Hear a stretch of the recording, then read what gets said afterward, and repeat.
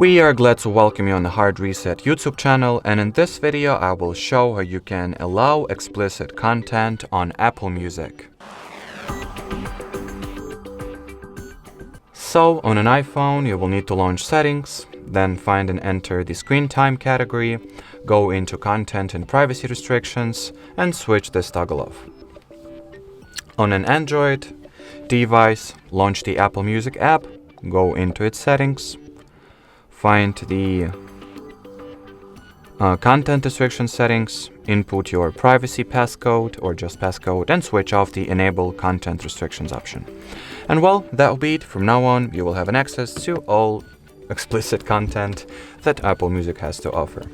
So that'll be it for this video. Thanks for watching and bye bye.